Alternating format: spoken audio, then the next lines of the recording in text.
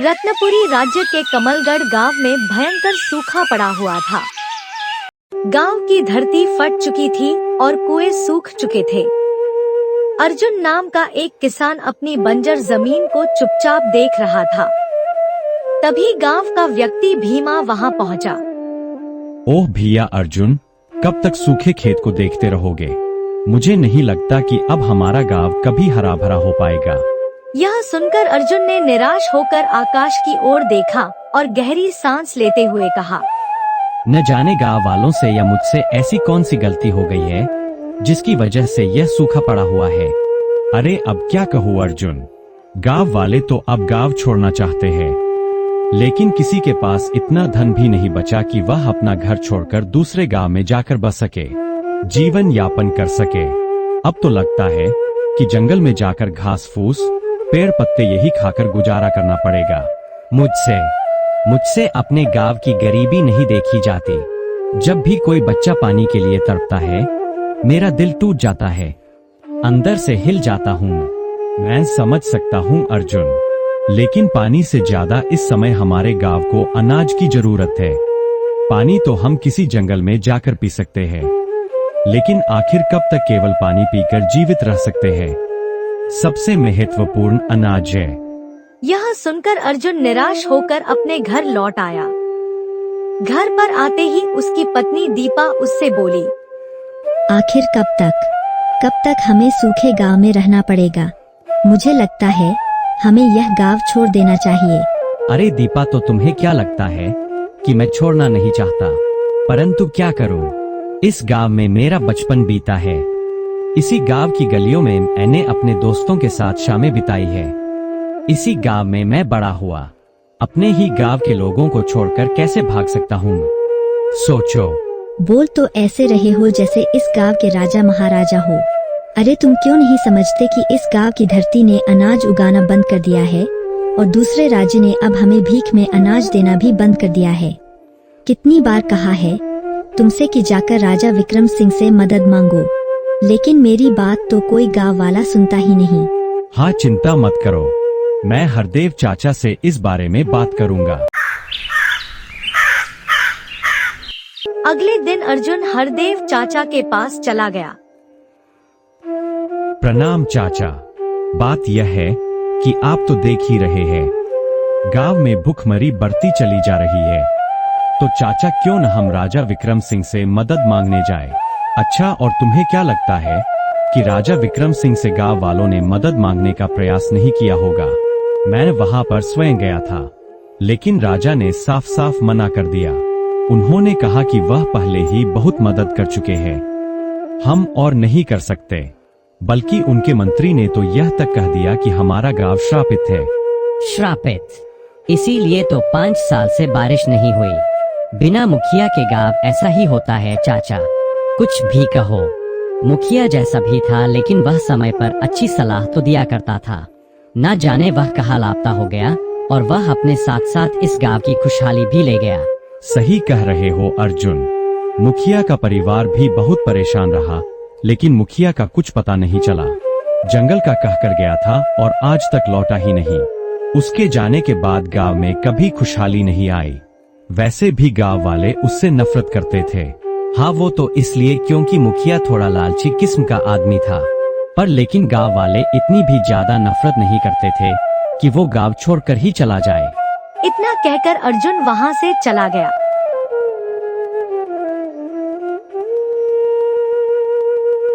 तभी एक 12 वर्ष का बच्चा उसके पास आ पहुंचा।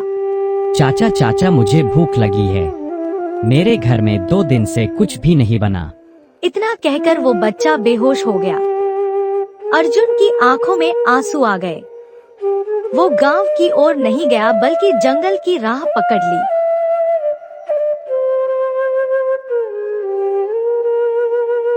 एक पेड़ के नीचे बैठकर फूट फूट कर रोने लगा और आकाश की ओर देखकर बोला, हे भगवान, मुझसे मेरे गांव की गरीबी नहीं देखी जाती भगवान, कुछ मदद करो भगवान, कुछ मदद करो। तभी पेड़ के ऊपर से एक आवाज आई, समझ ले तेरी भगवान ने सुन ली। अर्जुन चौंक गया। जैसे ही उसने ऊपर देखा, एक विशाल चिड़िया उसकी ओर देख रही थी। चिड़िया को देखकर अर्जुन डर गया।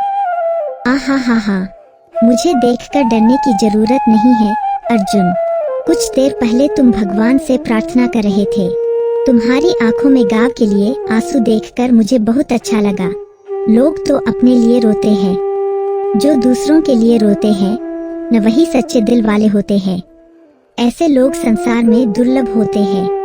वो तो ठीक है, लेकिन कौन हो तुम? और तुम तो एक चिड़िया हो, फिर मनुष्य की भाषा में कैसे बात कर सकते हो? हाँ, तुम जरूर कोई तांत्रिक या तंत्र मंत्र करने वाले जीव हो। नहीं नहीं, ऐसा कुछ नहीं है।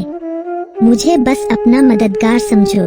अरे लेकिन तुम मनुष्य की भाषा में कैसे बात कर सकते हो? ओहो, अब यह बताने का समय अभी नहीं है मेरे पास। समय आने पर तुम्हें सब पता चल जाएगा। अर्जुन बुरी तरह से डर गया और डरते हुए भागता हुआ अपने घर की ओर लौट गया और हांफता हुआ अपने घर पहुंच गया। उसके चेहरे पर डर साफ झलक रहा था। क्या हुआ अर्जुन, ऐसे क्यों घबराए हुए हो? अरे दीपा, क्या बताऊं? जंगल में एक पेड़ के नीचे बैठा हुआ मैं भगवान से पूछ रहा था कि यह मुसीबत क्यों है, क्यों मेरे गांव के लोग इतनी तकलीफ में है। तभी पता है क्या हुआ। तभी पेड़ पर बैठी एक चिड़िया मुझसे इंसानी आवाज में बात करने लगी। हे भगवान, क्या सच कह रहे हो? हाँ दीपा, मैं सच कह रहा हूँ। कहीं तुम्हारा वहम तो नहीं था? अरे नहीं नहीं नहीं नहीं, मेरा कोई वहम नहीं है। मैंने उससे बात की है। पहले ही हम भूख, गरीबी और भूखमरी से परेशान हैं। ऊपर से गांव में पहले ही तरह तरह की अफवाहें उड़ रही है कि यह गांव शापित है और अब जंगल के पक्षी भी इंसानी आवाज में बात करने लगे हैं। मैं तो कहती हूँ इस गांव को छोड़ देते हैं। क्या भरोसा, कल को कोई चीता भी इंसानी आवाज में बात करने लगे और हमें खा जाए। अर्जुन दीपा की बात सुनकर गहरी सोच में डूब गया। कुछ पल बाद वो धीमे स्वर में बोला, कोई चिड़िया इंसानी भाषा में भला कैसे बोल सकती है? जरूर यह कोई बहुत बड़ा रहस्य है। अगले दिन अर्जुन अपनी पत्नी दीपा के साथ अपने सूखे खेत की ओर चला गया। कब तक इस बंजर जमीन को देखोगे? अब तुम्हारी किस्मत में हल चलाना नहीं लिखा। ऊपर वाले ने जैसे गांव पर रहमत बरसाना बंद कर दिया है। दीपा का वाक्य पूरा होते ही रंग बिरंगी किरणों के साथ वहीं एक किया प्रकट हो गई। चिड़िया को देखकर अर्जुन एक बार फिर डर गया। अरे अरे अरे अरे, डर क्यों रहे हो? मुझे अपना दोस्त समझो। ऐसे बात करो मुझसे। और दोस्त, क्या हालचाल है? और मैं तुमसे कहूँगा मैं बढ़िया हूँ दोस्त। देखो, कल तुम मेरी पूरी बात सुने बिना ही भाग गए थे। मैं तुम्हारी मदद करना चाहती हूँ। मैं जानती हूँ कि तुम्हारे गांव में बारिश क्यों नहीं हो रही है। तुम्हारा गांव वाकई में एक श्राप की चपेट में है। क्या ये क्या कह रहे हो तुम? बिल्कुल सच कह रही हूँ, लेकिन तुम मेरी बात ही नहीं सुन रहे। चिड़िया की बात बीच में ही रह गई। तभी दीपा चौंक कर बोल उठी, तुम किससे बात कर रहे हो अर्जुन? दरअसल चिड़िया केवल अर्जुन को दिखाई दे रही था। दीपा को वो कहीं नजर नहीं आ रहा था। तुमने नहीं देखा? अरे तुमने देखा नहीं किस तरह से रंग बिरंगी किरणों से चिड़िया प्रकट हुई और मुझसे बात कर रही है। भगवान की कसम, लगता है गांव की गरीबी और भूखमरी ने तुम्हारे दिमाग को खराब कर दिया है। कहाँ है चिड़िया? मुझे तो कुछ दिखाई नहीं दे रहा। मुझे केवल तुम देख सकते हो अर्जुन, क्योंकि मुझसे कहा गया था कि जिसका मन सोने की तरह शुद्ध होगा वही मुझे देख और सुन सकेगा। इस गांव में ऐसा कोई भी नहीं है। मैं बरसों से उस पेड़ पर बैठा तुम्हारे जैसे किसी सच्चे इंसान की तलाश में था। न जाने कितने लोग वहाँ से गुजरे, न जाने कितनों से मैंने बातें की, पर कोई भी मुझे देख और सुन नहीं पाया। पर अब जब पहली बार तुमने मुझे देखा है तो मैं खुशी से झूम उठा, यह सोचकर कि चलो कोई तो है। अरे कोई तो है जो मेरी बात सुन सकता है। हाँ, अब मुझे तुमसे कम डर लग रहा है। सही बताओ तो। अरे तुम अकेले में किससे बात कर रहे हो अर्जुन? अरे दीपा, यह चिड़िया तुम्हें नहीं दिखाई दे रही। मैं जानता हूँ, लेकिन मुझे दिखाई दे रही है। इस चिड़िया का कहना है कि वो केवल मुझे दिखाई देगी। यह सुनकर दीपा बुरी तरह से डर गई और बोली, हे भगवान, अब इस गांव में और क्या क्या देखना पड़ेगा। इतना कहकर दीपा बेहोश हो गई। अर्जुन दीपा को उठाने ही वाला था कि तभी चिड़िया बोली, डर की वजह से बेहोश हो गई है। चिंता मत करो, कुछ देर में होश आ जाएगा। अच्छा, अब मेरी बात गौर से सुनो। इससे पहले कि श्राप पूरे गांव को निगल जाए, तुम्हें इस गांव को श्राप से मुक्त करवाना होगा और मुझे भी। क्या मतलब? यूँ समझ लो कि इस गांव से ही मेरा श्राप जुड़ा हुआ है। बस इससे अधिक मैं कुछ नहीं बता सकता। परंतु श्राप कैसे दूर होगा? मैं यह बता सकती हूँ। सुनो, तुम्हारे गांव में सरपंच के बाद गांव के लोग सबसे अधिक किसकी बात मानते हैं? बताओ। अर्जुन गहरी सोच में डूब गया और बोला, हमारे गांव में वैसे तो सरपंच वर्षों पहले लापता हो गया था। उसके बाद देखा जाए तो अगर गांव में सबसे ज्यादा किसी की बात मानी जाती है तो वह तो हरदेव चाचा है। वैसे हरदेव चाचा भी सरपंच के बराबर ही माने जाते हैं, लेकिन हाँ, सरपंच से वह बहुत अलग है, क्योंकि सरपंच लालची था। और जो दिखता है वह होता नहीं। हरदेव पर नजर रखो, तुम्हें बहुत कुछ पता लगेगा। हरदेव की सच्चाई जानना बहुत जरूरी है। क्या मतलब? जो कहा है वो करो। तुम्हारी विचारधारा हरदेव को लेकर बदल जाएगी। बस नजर रखो। इतना कहकर चिड़िया रंग बिरंगी किरणों में बदलकर गायब हो गई और दीपा होश में आ गई। अर्जुन दीपा को सहारा देकर घर ले आया और पूरी घटना उसे बताने लगा। कुछ देर बाद दीपा सामान्य हो गई और बोली, मुझे तो चिड़िया की बातों में कोई सच्चाई छुपी लगती है। अगर वो कह रही है कि हरदेव चाचा पर नजर रखो तो जरूर कुछ होगा। हमें नजर रखनी चाहिए। अगले दिन रात के घने अंधेरे में अर्जुन चुपचाप हरदेव चाचा के घर के बाहर खड़ा हो गया। अंदर हरदेव अपनी पत्नी रानी से बात कर रहा था। आखिर कब तक हम इस गांव में ऐसे ही रहेंगे? तुम्हारे पास इतना धन है, फिर कब तक गरीब होने का दिखावा करते रहोगे और गांव वालों की आंखों में धूल झोंकते रहोगे? अरे बकवास बंद कर रानी, तुझे पता भी है सारा धन सरपंच के पास है। मैंने उसे सारे धन को छुपाने के लिए जंगल भेजा था। वो ससुरा आज तक वापस नहीं आया। तुमसे बड़ा मूर्ख मैंने नहीं देखा। अपने लालची मित्र सरपंच को पहचान नहीं पाए।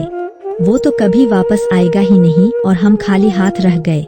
कितनी मुश्किल से तुमने राजा वीरेंद्र के सामने गांव की भूखमरी का रोना रोकर इतना सारा धन लिया था।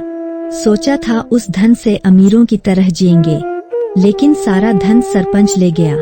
ये सुनकर हरदेव गहरी सोच में डूब गया और बोला, हाँ, सरपंच लालची जरूर था, लेकिन मेरा मित्र भी था।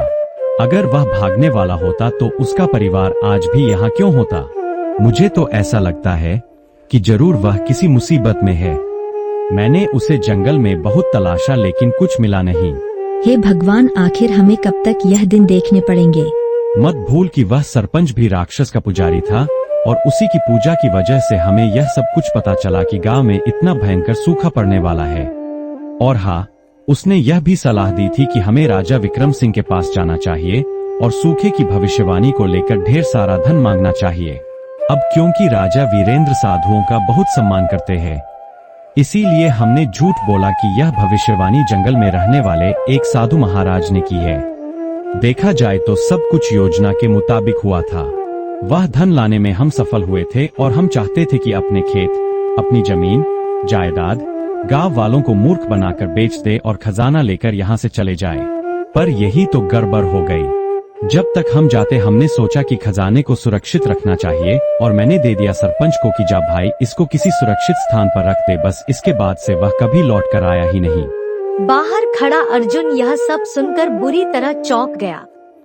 उसके चेहरे की हवाइयां उड़ चुकी थी। वो दबे पांव वहां से हट गया और हरदेव के घर से दूर एक पुराने पीपल के वृक्ष के नीचे जाकर बैठ गया। तभी वहां पर अचानक रंग बिरंगी किरणों में वही चिड़िया प्रकट हुई। उसकी आंखें चमक रही थी और उसकी आवाज में एक अजीब रहस्य समाया हुआ था। हम तो तुम्हारा चेहरा बता रहा है कि तुमने हरदेव और उसकी पत्नी की बातें सुन ली है। हाँ सुनिए, और मुझे यकीन नहीं हो रहा कि हरदेव चाचा और सरपंच इतने घटिया किस्म के इंसान हो सकते हैं। वो भगवान के नहीं बल्कि राक्षस के पुजारी थे। अब तो मुझे लगने लगा है कि गांव में जो सूखे की भविष्यवाणी थी वह असली नहीं थी। असली वजह तो उनकी राक्षस की पूजा रही होगी। और यह भी लग रहा है कि कल हरदेव चाचा ने जो राजा विक्रम से मदद की बात की थी वह भी झूठ था। हम तुम सही कह रहे हो, क्योंकि हरदेव अब दोबारा कभी भी राजा विक्रम के पास नहीं जाएगा, और जाएगा भी तो कौन सा मुंह लेकर जाएगा। राजा विक्रम तो पूछेगा कि उसने जो खजाना दिया था वो कहाँ गया। खैर वो सब छोड़ो, वैसे मैं जानती हूँ कि वो खजाना कहाँ छिपाया गया है। क्या तुम्हें कैसे पता? तुम सवाल बहुत करते हो।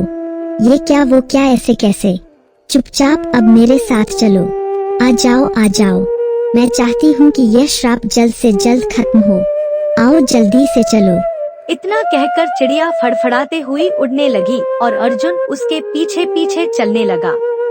उनके आगे एक गहरा डरावना जंगल था, जहाँ से पेड़ों की परछाइयाँ भी कांप रही थी। चारों ओर काले सूखे उलझे हुए पेड़ किसी जले हुए श्मशान की तरह खड़े थे। चंद्रमा की रोशनी टूटे हुए बादलों के बीच से छनकर आ रही थी। अरे चिड़िया, यह जंगल तो बहुत डरावना है। हम किस ओर जा रहे हैं? डर से बड़ा कोई भ्रम नहीं होता अर्जुन। चलो, हम गुफा के करीब पहुंच चुके हैं। आ जाओ। अर्जुन और चिड़िया जैसे जैसे जंगल के भीतर बढ़ते गए, हवा और ठंडी होती गई। वहाँ के वृक्षों से काई लटक रही थी। कुछ ही देर में उनके सामने एक विशाल चट्टान आई, जिसके बीचों बीच एक अंधेरी और गहरी दरार जैसी गुफा का द्वार था। उस द्वार से भीतर झांकने पर कुछ भी नहीं दिखता था, बस एक ठंडी और भारी हवा बाहर की ओर बह रही थी। ऐसा प्रतीत होता था मानो गुफा स्वयं सांस ले रही हो। इसी गुफा में छिपा है वो खजाना। अर्जुन चिड़िया के पीछे पीछे उस रहस्यमय गुफा में चला गया। भीतर पहुंचकर उसकी आंखें चौंधिया गईं। वहां अथाह सोना, चांदी और रत्नों का ढेर पड़ा हुआ था। बाप रे, इतना सारा खजाना! राजा वीरेंद्र ने अपना आधा खजाना साधु के नाम पर दे दिया था। यह तो उसका कुछ अंश है। अब तुम्हारे सामने दो रास्ते हैं, या तो इस खजाने को लेकर अपने गांव लौट जाओ और सबकी मदद करो, या फिर अपनी पत्नी को साथ लेकर इस खजाने के साथ कहीं दूर जाकर जीवन भर अमीरी में रहो। अरे बकवास मत करो। तुम जानते हो कि मेरे लिए यह खजाना कुछ भी नहीं है। मैं तो बस इतना चाहता हूँ कि मेरे गांव के लोग भूख से न मरें। मुझे आज भी याद है, वह बच्चा मेरे पास आया, भूख भूख कहते हुए बेहोश हो गया। नहीं, मेरे लिए इस खजाने की अहमियत बस इतनी ही है कि मैं सबकी मदद करूँ बस। तभी रंग बिरंगी चमक फैल गई और एक ऋषिमुनि प्रकट हो गया, जिसे पहले अर्जुन ने कभी नहीं देखा था। अर्जुन, सवालों के जवाब मैं बाद में दूंगा। पहले यह बताओ, क्या तू इस खजाने को चाहता है, या चाहता है कि तेरा कमलगर फिर से हरा भरा हो जाए और आकाश से पानी की बूंदें बरसने लगे? बता। प्रणाम साधु महाराज। अगर मेरा गांव फिर से हरा भरा हो जाए, सूखा समाप्त हो जाए, तो मैं इस खजाने को देखना भी नहीं चाहता। नहीं चाहिए मुझे खजाना। इतना कहते ही वही चिड़िया रंग बिरंगी चमक के साथ बदल गई। अब वहाँ सरपंच खड़ा था। यह देखकर अर्जुन स्तब्ध रह गया। सरपंच जी, आप? हाँ सरपंच ही। श्राप की वजह से चिड़िया बना दिया गया था। मुझे सरपंच और हरदेव के बारे में सब पता चल गया था। वो भगवान के नहीं राक्षस के पुजारी थे। एक दिन दानव इनकी पूजा से प्रसन्न हुआ और प्रकट हो गया। दानव ने दोनों को बताया था कि कुछ समय बाद गांव में भयंकर सूखा पड़ेगा। उसने कहा कि राजा विक्रम से एक भविष्यवाणी के नाम पर खजाना मांगो। राजा संतों का बहुत आदर करता है। बस इसी का फायदा उठाकर सरपंच और हरदेव ने राजा से आधा खजाना प्राप्त कर लिया। हरदेव ने ही सरपंच से कहा था कि वह खजाना कहीं छिपा दे। अब सरपंच इसी गुफा में खजाना छिपाने आया था और तभी मैं वहां पहुंच गया। मैंने उसे बहुत समझाया कि असली प्रकोप उसकी राक्षस पूजा की वजह से ही आने वाला है, मगर वह नहीं माना तो नहीं माना। फिर मैंने उसे श्राप दे दिया कि यह चिड़िया बन जाए और चिड़िया बनते ही सरपंच रोने लगा। तब मैंने कहा था कि जब कोई ऐसा व्यक्ति आएगा जिसका हृदय सोने जैसा निर्मल होगा, वही उसे देख सकेगा, सुन सकेगा और वो व्यक्ति खजाने तक पहुंचेगा तो सरपंच मुक्त हो सकेगा। और तुम वही व्यक्ति हो। अब कमलगर में कभी भी सूखा नहीं पड़ेगा। निश्चिंत रहो। मुझे क्षमा कर दो अर्जुन। मैं अपने पापों की सजा भुगतने को तैयार हूँ। मुझे क्षमा कर दो। अर्जुन ने सरपंच को और खजाने को साथ लेकर गांव की ओर प्रस्थान किया। गांव में पहुंचते ही सभी लोग खजाना देखकर चकित रह गए। हरदेव डर के मारे कांपने लगा। हाँ, डर क्यों गए हरदेव चाचा? तुम्हारी असलियत अब सबके सामने आ चुकी है। तभी वहां राजा विक्रम सिंह अपने सैनिकों के साथ पहुंचा। गांव में भीड़ देखकर वो चौंक गया। अर्जुन ने राजा को सारी घटना विस्तार से बता दी। यह बात तय क्या है कि कुछ समय से हमें खबर मिल रही थी कि इस गांव में भयंकर सूखा पड़ा है। हम स्वयं देखने आए, मगर यह जानकर हमें अत्यंत खेद है कि इस गांव के 2 लोग इतने पापी निकले। राजा विक्रम सिंह ने सैनिकों से कहा कि हरदेव और सरपंच को बंदी बना लिया जाए। अब यह खजाना मैं तुम्हें सौंपता हूँ अर्जुन। मुझे तुम पर पूर्ण विश्वास है कि तुम इसका उपयोग गांव वालों की भलाई के लिए ही करोगे।